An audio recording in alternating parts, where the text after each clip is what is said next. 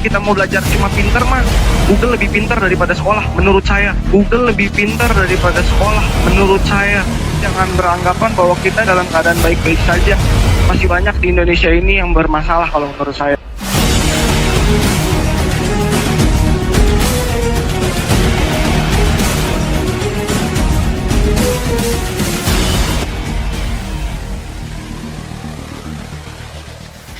Kuota, sinyal, kemiskinan, dan pengawasan proses pembelajaran. Ya, semua ini adalah bukti dari kompleksnya permasalahan pendidikan selama daring di masa pandemi. Pada awal bulan Oktober, memang pemerintah berhasil dalam melayani satu masalah pendidikan, yaitu kuota. Akan tetapi, apakah dengan turunnya kuota berarti masalah pendidikan akan teratasi? Tentu saja tidak.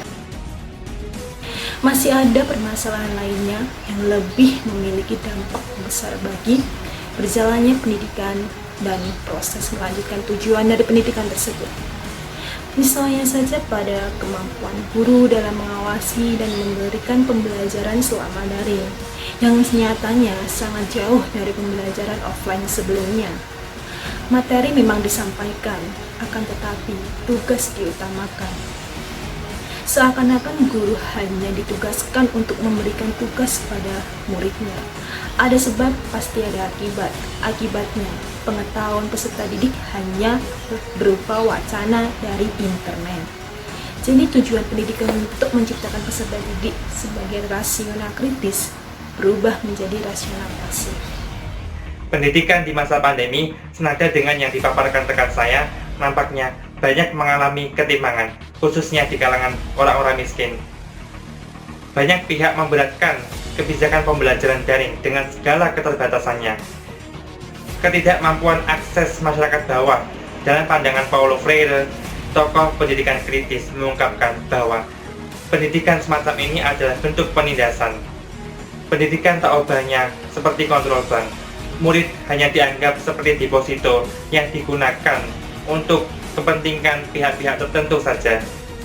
Freire menyerukan humanisasi pendidikan yang membebaskan relasi yang setara, dialogis, dan partisipatoris.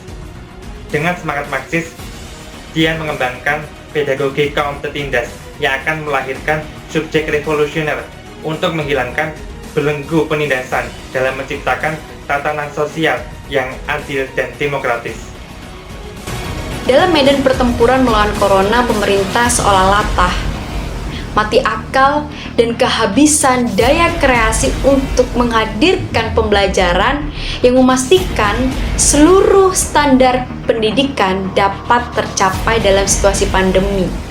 Jika eksistensi pendidikan di negeri ini masih seperti menara gading yang berjarak dengan realitas politik, maka untuk apa negara mengkampanyekan narasi revolusi industri 4.0? Ataukah jangan-jangan benar bahwa narasi tersebut adalah dalih untuk menghambakan pendidikan terhadap kepentingan kapitalis global? Apakah Indonesia benar-benar siap menyongsong model pendidikan abad ke-21? Teman-teman, pendidikan serba daring, pembelajaran serba daring yang kita rasakan selama ini bukan hanya perihal pemindahan dari offline ke online, melainkan bagaimana kita bisa mendapatkan pendidikan secara optimal dengan penggunaan teknologi komunikasi. Pendidikan serba daring bukan hanya perihal bagaimana para pendidik memberikan peserta didiknya soal, tapi di sini kita sama-sama belajar. Pendidik belajar mengoptimalkan cara penyampaian materi kepada peserta didik secara efektif, efisien, dan juga optimal. Yang nantinya kita akan harapkan adalah terciptanya keseimbangan. Apa yang terjadi saat ini juga dapat menjadi pembelajaran dalam dunia pendidikan ke depannya, bahwa kemampuan adaptasi di setiap elemen pendidikan sangat diperlukan, karena kita tidak akan pernah tahu bahaya apa yang akan terjadi di masa depan nantinya.